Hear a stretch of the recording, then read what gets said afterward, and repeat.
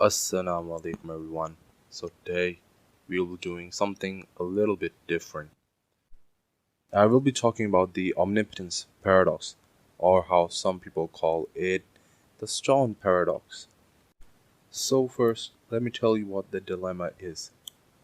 It goes something like, could God create a stone that he couldn't lift? Because if God is all powerful, then yes, he could create a stone that he couldn't lift. But if God is all powerful, then he should be able to lift all stones. So this is contradictory in terms and shows that such a being could not exist. So this is how the paradox goes. Before I get into refuting the paradox or um giving arguments against it or why it is false, I would like to just say that this isn't a paradox and an argument against God. It is only against omnipotence. Basically, God cannot be all powerful. So there can be a being like God, but he cannot be all powerful. So basically, it is more of an argument against the Abrahamic God, to be more precise. Okay, so let's get into the refutations. I'll be showing four ways to counter this paradox, and I'll start off with the ones that I see as not as good of refutations, and then I'll move on to some of the better ones that I see in my view, and then I'll give my own opinion. So let's get into it. Bismillah. Firstly, I'll bring the refutation by Wade Savage. So Wade Savage argues that the wording and the wording that is used to formulate the paradox is misleading. According to Savage, that God can't create a stone he can't lift is basically logically equivalent to saying if God can create a stone, then he can lift it. So according to him, the previous statement makes it seem like God is losing power and is powerless, but the former statement looks like that God is powerful. So it is logically equivalent to him being powerful, but that previous statement is just misleading. In my opinion, this is not that good of a refutation because it kind of helps the argument of the atheist. It can be used to agree with God not being able to create such a stone, but that is because he is so powerful, not because he lacks power. So it doesn't really help that much, but it does refute the argument. And the next refutation will come from Richard Swinburne. So he argues that this is not a paradox because God, being all powerful, even can create a stone that he can lift. He claims that this is logically sound, and because it is logically sound, God at one point can be all powerful, and at the next point, he can create a stone that he can't lift, and he remains both attributes. He is all powerful, and he can't lift the stone, but him being all powerful isn't affected by him not being able to lift the stone because he is not able to lift the stone because he chooses. Okay, because he is all powerful, he can cause that to happen. So it's no longer a paradox. Basically, it it shows that this refutation shows that God can literally do whatever he wants and still remain all powerful, and that is due to him being all powerful in the first place. In my opinion, this refutation does a way better job at refuting the point better than the previous refutation because it shows that this paradox doesn't really raise a problem for theism.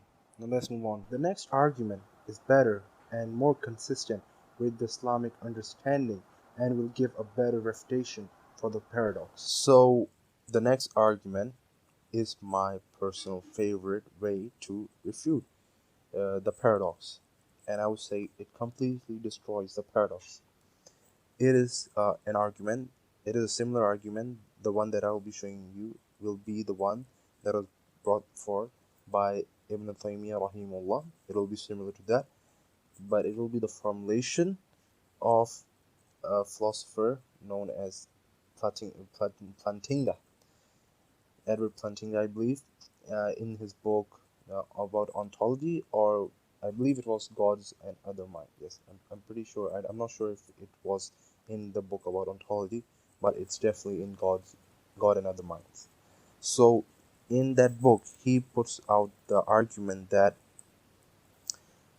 God can do whatever he wants, but the fact is that saying that can God create a stone that he cannot lift is a logical impossibility. God can do anything except these specific logical impossibilities. But that is not the case, because you see, logical impossibilities are things that do not actually exist. So, for example, a married bachelor does not exist. Square circles do not exist. Okay, and so on and so forth. So now that we see that such things do not exist, we know we are not cherry picking, because if someone says that God should be able to do things that do not exist, it's equals to them saying that God should be able to do things that do not exist, or should be able to do blah blah blah. The question is invalid. The question itself is not valid. The question itself is invalid. So basically, someone saying that God should be able to do things that do not exist in reality is that exactly as them saying God should be able to do things dash and don't fill the blank. That is exactly as the way that they're saying it. So now that we are able to show that their argument is invalid, there is no longer any need to actually refute or formulate a counter argument, as this should suffice. And as I said, this is a similar position to what Ibn Taymiyyah rahimullah held. Uh, so in my opinion, this was one of the best articulated way to counter the paradox.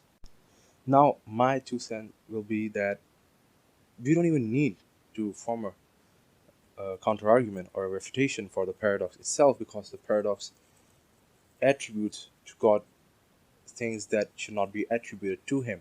Basically, in the Abrahamic religion, we know that God himself is beyond space, time, and the laws of nature.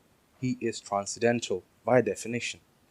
So, as he is transcendental and he's beyond the laws that govern our nature and our universe, the fact that you are attributing or you're asking if God can lift something, that's an idiotic statement or an idiotic question, because it's like saying that just because humans eat, does God eat? No, he doesn't. And you cannot attribute it to him. And basically, the point is that the fact that we lift things is dependent on the laws of nature, for example, gravity. And God is not subject to these laws of nature. Now that we have seen all this refutation for the paradox, we can see it's clearly not a really good argument against theism and specifically Islam. So we can just ignore it from now on. And the reason that I refuted this, because many people asked me to refute it, and hopefully I did a good job and you guys enjoyed it while watching it. That's it for now. Masalama.